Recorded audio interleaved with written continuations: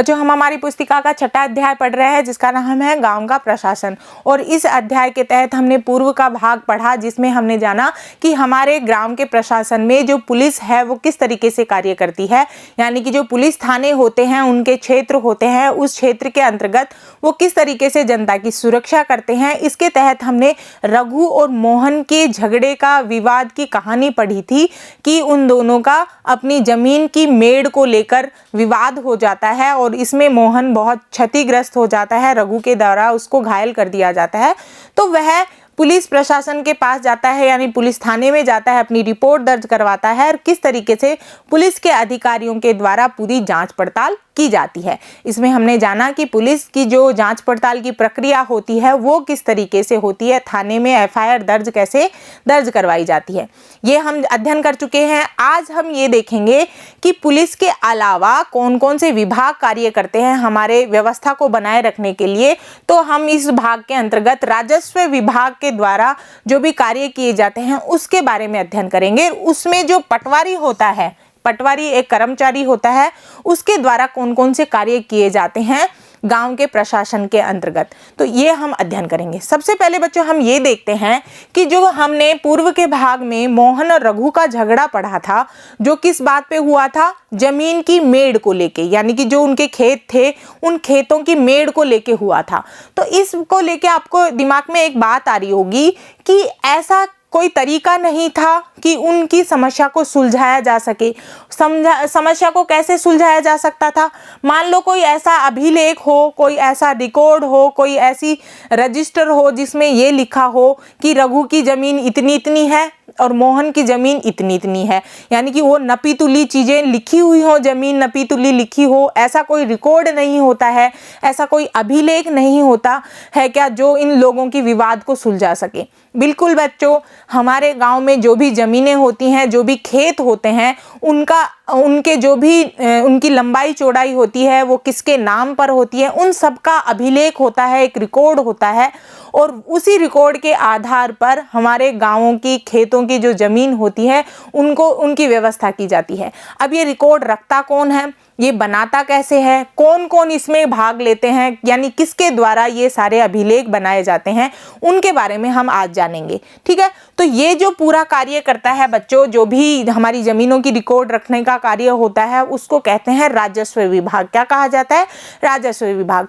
राजस्व विभाग का मुख्य रूप से तो बच्चों अर्थ अगर हम देखें, राजस्व का मतलब होता है कर से, यानी कि ये जो विभाग है ये बहुत प्राचीन समय से चला आ रहा है, राजा महाराजाओं के समय से राजस्व विभाग कार्य कर रहा है।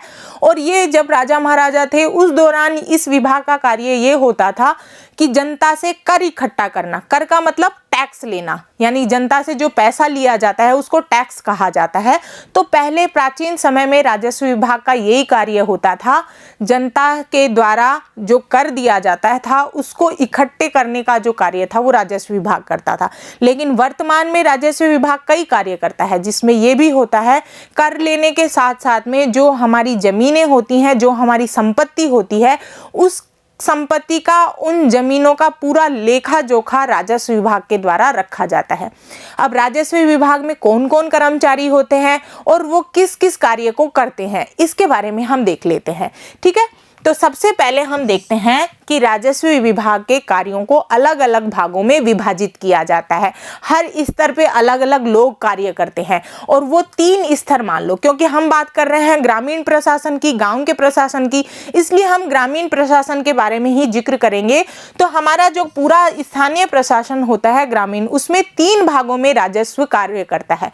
राजस्व विभाग के 3 स्तर कौन कौन से हो गए, सबसे पहले तो ग्रामीण स्तर पर, ग्रामीण स्तर हमारा जो गाँव होता है उसमें काम करने के लिए राजस्व विभाग के द्वारा एक कर्मचारी नियुक्त किया जाता है जिसको कहते हैं पटवारी। क्या कहा जाता है, पटवारी। दूसरा जो इसका स्तर होता है वो होता है उपखंड स्तर। उपखंड का मतलब यानी कि तहसील या तालुका स्तर पर। आपने पढ़ा होगा गाँवों के जो कुछ समूह होते हैं, गाँव के समूह से मिलकर तहसील बनती है। तो तहसील स्तर पर राजस्व विभाग का एक कर्मचारी कार्य करता है जिसको कहते हैं तहसीलदार। क्या कहा जाता है, तहसीलदार। और तीसरा स्तर होता है जिले लेवल पर, यानी कि पूरे जिले के लिए जो कार्य करता है, और उसके लिए सरकार के कर्मचारी होते हैं जिसको कहते हैं कलेक्टर या फिर जिला अधिकारी। तो ये तीनों अधिकारी होते हैं जो ग्रामीण क्षेत्र से लेकर जिला स्तर तक कार्य करते हैं। कौन कौन से होते हैं, ध्यान देके इसको समझ लो। ग्रामीण क्षेत्र पे पटवारी कार्य करता है राजस्व विभाग के लिए, उपखंड या तहसील स्तर पर तहसीलदार होता है, और जिला स्तर पर सबसे बड़ा जो अधिकारी होता है वो होता है कलेक्टर, जिसको जिला अधिकारी भी कहा जाता है। तो ये तीनों अपने अपने क्षेत्र में रहकर किस तरीके से कार्य करते हैं उसको हम एक एक करके पढ़ते हैं। सबसे पहले हम जानते हैं ग्रामीण स्तर को, और ग्रामीण स्तर के अंतर्गत कौन आता है, पटवारी। तो हम सबसे पहले ये देखेंगे कि गांव में पटवारी कौन कौन से कार्य करता है, और उसके द्वारा कार्यों के अलावा कौन कौन सी चीज़ों की जिम्मेदारी उठाई जाती है। तो इसको हम देख लेते हैं। पटवारी एक सरकारी कर्मचारी होता है, ये आपको ध्यान रखना है कि ये एक पद होता है पटवारी का, जिस पे कोई भी सरकार के द्वारा किसी भी व्यक्ति को चुन लिया जाता है। तो ये चयनित किसके द्वारा किया जाता है, सरकार के द्वारा। जमीन को नापना, उसका रिकॉर्ड रखना पटवारी का मुख्य कार्य होता है। अगर हम मुख्य कार्य कहें, क्योंकि कार्य अन्य कार्य और मुख्य कार्य में अगर देखें तो सबसे पहला जो कार्य होता है वो पटवारी का यही होता है कि जिस क्षेत्र में उसको लगाया गया है उस क्षेत्र में जो भी जमीन आ रही है, खेत आ रहे हैं, उनको नाप कर उनकी पूरा रिकॉर्ड रखने का कार्य होता है पटवारी का। अलग अलग राज्यों में इसको अलग अलग नामों से जाना जाता है। बहुत बार बच्चों पटवारी के अन्य नाम पूछ लिए जाते हैं कि बताइए पटवारी को और किन किन नामों से जाना जाता है। तो हमारे देश में जो राज्य हैं उनमें अलग अलग इस नाम से इसको बोला जाता है। इसके लिए बच्चों पटवारी भी बोल देते हैं, लेखाकार बोल देते हैं, कानून गो इसी का नाम है, और ग्रामीण अधिकारी भी पटवारी को ही कहा जाता है। तो आपको ये नाम याद रखने हैं, पटवारी को किन किन नामों से जाना जाता है, लेखाकार या कानून गो या फिर ग्रामीण अधिकारी। अब हम यहाँ देखते हैं कि जो यहाँ जमीन का लेखा जोखा रखने वाले जो अधिकारी के तौर पर पटवारी नाम उपयोग में लिया जाता है, कि जितनी भी जमीन होती है उसको नाप तोल कर रखने वाला अधिकारी कौन होता है, पटवारी होता है। ये किस क्षेत्र में कार्य करेगा, ग्रामीण क्षेत्र में कार्य करेगा। पटवारी जमीन के लिए नक्शे और एक रिकॉर्ड रजिस्टर रखता है जिसे खसरा कहा जाता है।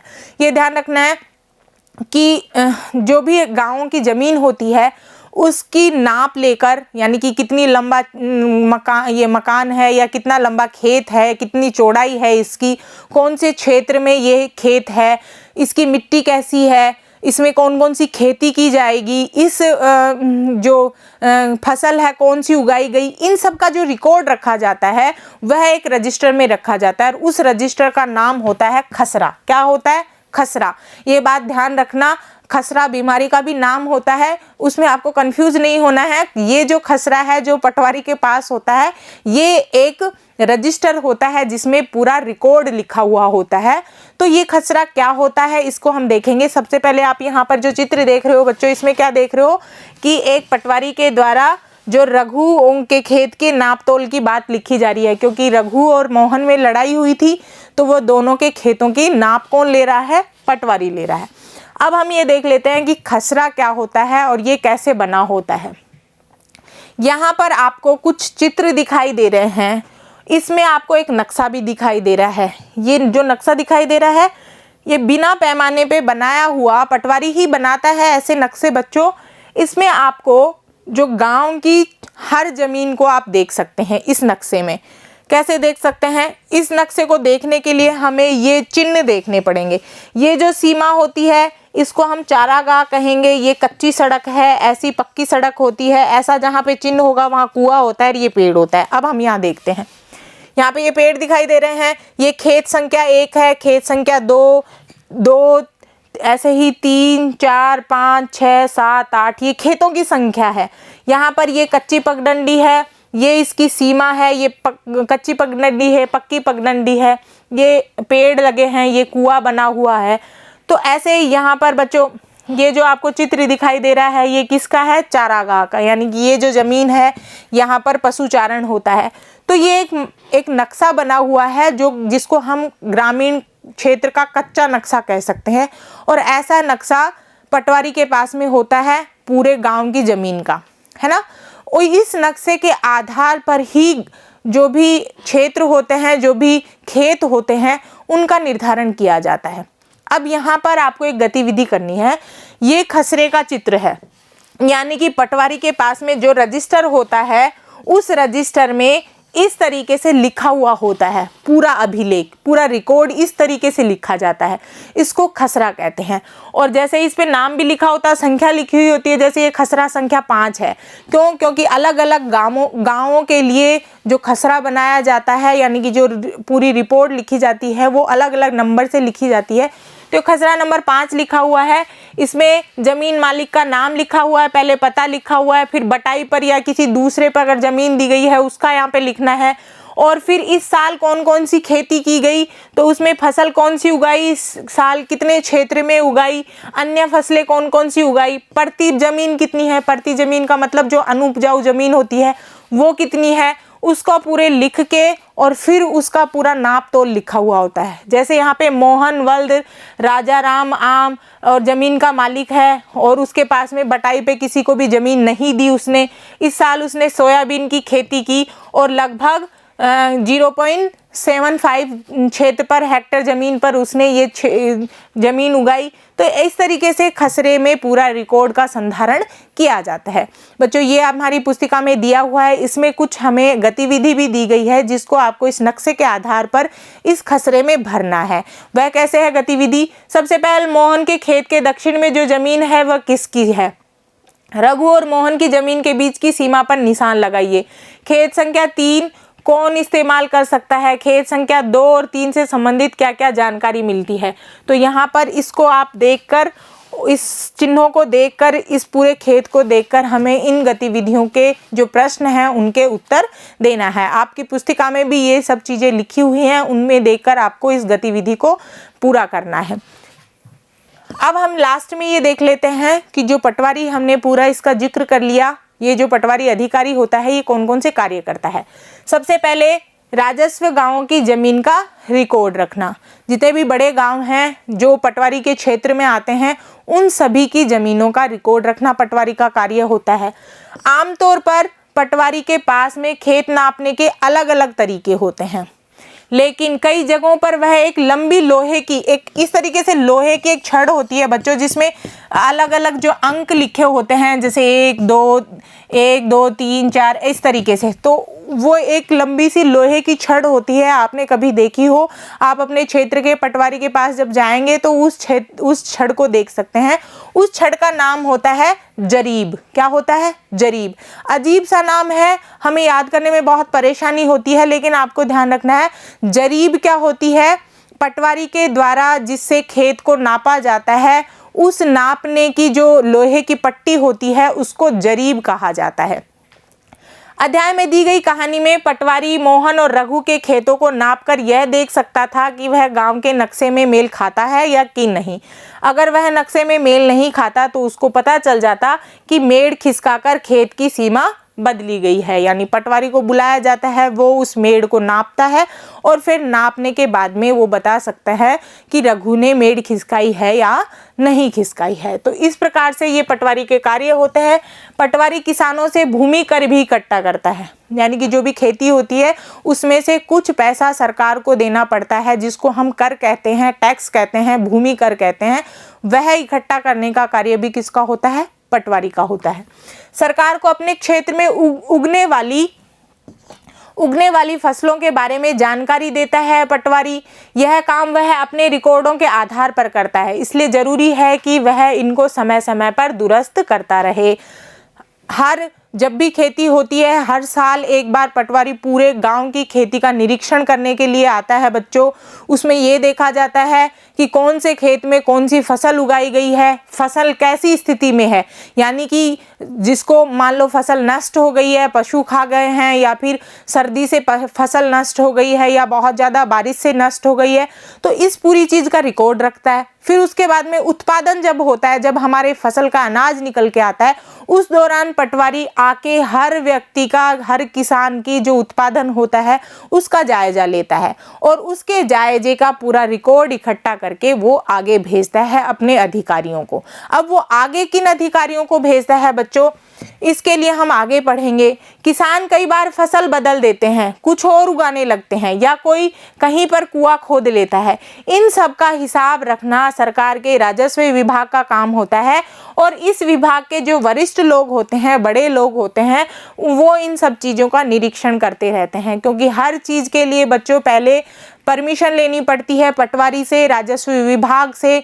जो फसल आप उगा रहे हो उसके अलावा आपको कोई फसल नहीं उगानी है, उन सब का हमें जानकारी किसको देनी है? पटवारी को देनी है। पटवारी यह जानकारी अपने से जो आगे के व्यक्ति होते हैं, जो वरिष्ठ अधिकारी होते हैं, उनको भेजता है।